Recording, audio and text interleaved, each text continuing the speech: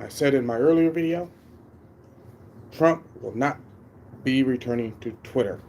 He put too much money in truth, and that's what he's going to stick with. That's going to be his platform, which is really a shame for Elon Musk. I think Trump returning to Twitter could have been a big thing, but I understand why he wouldn't. You've placed that much money in building your own infrastructure and your own business. Why would you give to somebody else's business?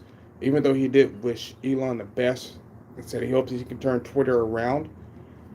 So who knows? Maybe someday in the future Trump will change his mind. But at the same time, I told you guys, Trump's not going back to Twitter. Now maybe you get the Alex Joneses and some people who've been banned from Twitter uh, to come back and help build the company. But now that Elon Musk owns it outright, you don't have to worry. Hopefully, with fact checkers, I don't even know how that's going to work out. Maybe there won't be fact checkers. Maybe there will. I don't know. Let people speak their mind. As long as they're not causing harm to other people or seeking to cause harm to other people. What I mean by that, you don't have the child sex trafficking. You don't have a lot of the shit that Twitter allows now. The Taliban still has a Twitter account. Some of the worst terrorists in the world still have Twitter accounts. But President Trump, they cut him. They cut Alex Jones. They cut anybody who spoke out against him. And I'm glad this Twitter board is gone. Even if Elon Musk doesn't do any or everything that we wanted him to do, it'd be a market improvement. Let's just be honest. Zoe could run Twitter better than it's being run now. Let's be honest about it. My executive producer, Elon, if you need an executive producer, I mean, she's really great. She works for food, might bankrupt you, but because she eats a lot to be such a small dog. But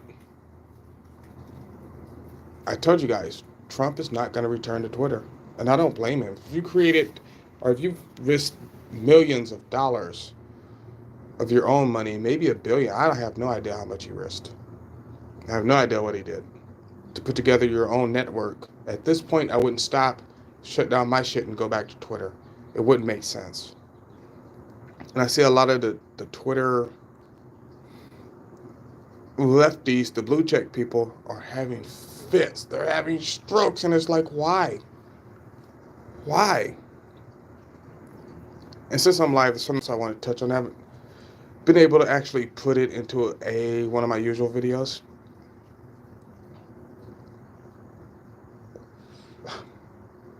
Put it like this. It really kind of touches me deep down the heart. Jen Psaki, you cried because Governor Ron DeSantis of Florida's getting, they're like fucking East Texas now. They're getting raw about it. You cry on national television over a bill that gives parents the right to know what their kids are being talked about. But you, the Biden administration, put 13 of our bravest to rest and didn't shed a tear. You're worried about your time schedule. You look at mass graves in the Ukraine, and it doesn't even move you. Jen Psaki is a sociopath. After spending 2 decades in the psych field, I feel comfortable saying she's not sociopath. I'm going to use the old term we used to use back in the psych field, back in the day when I first started. She's a psychopath. This bitch is heartless. It doesn't give a fuck about anybody but her and herself and her agenda. For me, looking at it, if all you can do at a soldier's funeral is check your watch, you're a piece of shit. You're human garbage.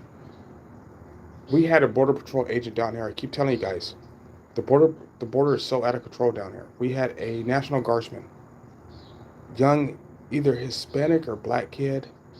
Either way, he was a Texas National Guardsman, so he's a Texan, first and foremost. um, drowned trying to save people he thought was drowning. And it turns out they were drug smugglers. They were arrested. And not a word from the White House. They didn't even mention his name. So when Maxine Waters, this whore bitch, sits and talks with the widow of a black special forces troop and makes a big hubbub about it. I bet you if you talk to that woman today, Maxine Waters hasn't contacted her since. To me, it's really sad. And Jen Psaki, you guys haven't brought up that soldier's name. He's been dead 3-4 days now. But you know who will bring up his name? Who had to get that flag? And I've been part of this, and I tell you guys this all the time. I've been part of this. It's his family. His mother got that flag. I'll tell you right now what happened to his mother. You see, you don't just get a phone call. You get an in-person visit. The chaplain shows up at your door. And if you have a kid in the military, the worst thing you want to see, knowing your kid's in the military, is a chaplain from whatever armed forces they're in, Navy, Marine, or Navy, Air Force, Army, to see a chaplain show up in uniform. Usually it's two of them. Because they're coming to give you bad news. But not even a word about his death. And he died doing the right thing. I can't fault that kid for anything he did. He thought somebody was in trouble. He went to help. It's a sad state of affairs, America. We have a press secretary who does the usual woke thing, cries about bills. You saw Alexandria Ocasio-Cortez when she came down here to the border, crying about kids in cages when Trump was president. And hasn't been back since. Not since Biden's been elected. I played a video for you yesterday where Kamala Harris haven't been to Europe either. Bitch, we have trouble on the borders down here. We need help. But you know what? Thank God we're Texans. And Floridians, I'm going to start calling them East Texans. Border states like Arizona and New Mexico. We're not waiting on your help anymore. We're done with you. And so I sit here, I'm just trying to talk it out. I sit here, and what I'm actually watching is the fall of America at the hands of the woke. I had a friend today, and we've been friends for a great many years. Matter of fact, me and her daughter used to work together. We're great friends. She packed up and moved from Washington to Florida. Now, if you're keeping track, that's a great number of friends I've told you about who've left great jobs, great paying jobs. But because the atmosphere is so bad, they've packed up and left Washington State. The blue bastions are dying. I say live to the turmoil. And you sacrifice whatever you have to get the hell out of there. I had a friend who said she was thinking about leaving Washington State. I offered the following advice. Leave. If you need me to, me and Tammy will fly back up and we'll help you drive down. Free of charge. You don't have to pay for the gas. Whenever I stop to pay for gas, I'll pay for the gas. That's how bad it's getting. When you have the Vice President of the United States that laughs at inflation, laughs at the border crisis, laughs at our kids down here on the border, not even just on the border in these inner cities, dying of fentanyl abuse. And the worst part about that, they go to smoke some weed, which is legal in Washington. They don't even know it's laced with fentanyl. When you have mayors like the mayor of Chicago, Lori Lightfoot, who not only refuse to admit they're wrong, and then refuse again to do anything about it. I just think they're entitled. When you have people like Rashida Tlaib, the squad, who say crime's not an issue, yet spend millions of dollars on private security. Yes, if you add up all the squad spending on private security, they're in the millions. When you have people who support BLM, and then you have one of the original founders of BLM going out and buying a $6 million mansion and getting mad because the IRS wants to know where your money went, because you're a non-profit foundation, right? So how are you making money? And there's ways around it, I know. But when you have stuff like that, then you look down here, we're just kind of done with it, I guess. I mean, but what do you do with that? What do you do with that? And Elon Musk buying Twitter, I don't know if anything will change. I mean, maybe he'll just come in and gut the company and start it over from his own thoughts. And that's probably what he should do. If you're a fact checker on Twitter, I would be very worried right now. You might want to start looking for a different job. Even today, you had a Democratic representative come out and say the minimum wage, the talking point should be $30 an hour. $30 an hour? An hour. An hour.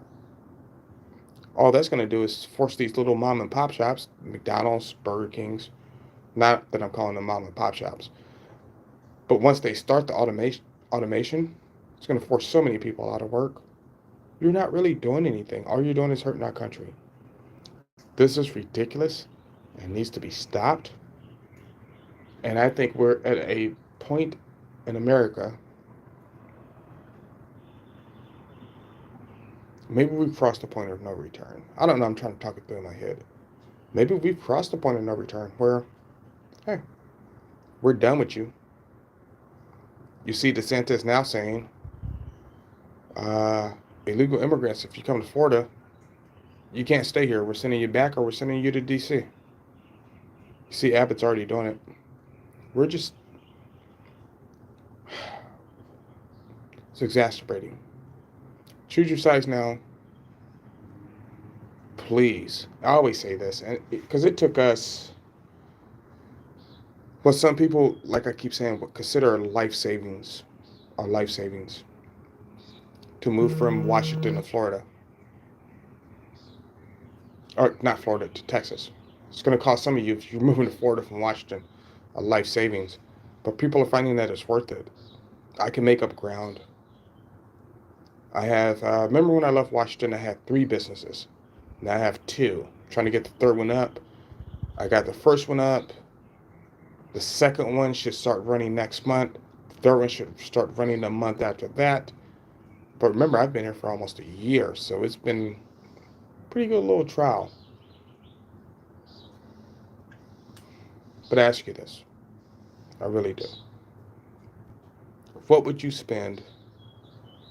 What would you give for your kids not to be taught critical theory? For your kids not to be taken to some private library in Seattle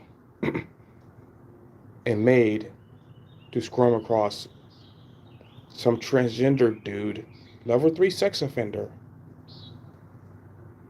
What would you give to be able to lay down and go to sleep at night, knowing your wife and kid are safe?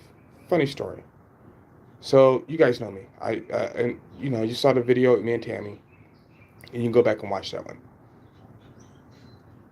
And it's a few months back. But I always said I never left my house without a gun. Funny story. Since I've been here in Texas, I don't even know where my holsters are. I need to dig them out. So I don't feel the need to carry a gun down here. Isn't that weird? Isn't that really crazy? That in a liberal blue state like Washington, I felt the need to carry a gun everywhere. But in a gun-toting state like Texas, a red state, I don't even know where my holsters are. I found the one for my Glock 19. Of course, I got my competition belt. It's always nearby. But for my everyday carry, I don't know where that holster is because when I walk out the house, I usually don't carry it. But when I go into some of these smaller cities, there's a cop on every corner. Every corner. There's cops everywhere. I feel completely and totally safe, which is another lie of Black Lives Matter. That cops are evil. And they've perpetrated that, and black people fell for it. But now if you look, a lot of these black-owned businesses are leaving places like Chicago, New York, California, and they're coming to the South. I don't know. I just wanted to put that out there. But like, subscribe, share, and as always, especially in these days and times, keep your powder dry and do what you got to do.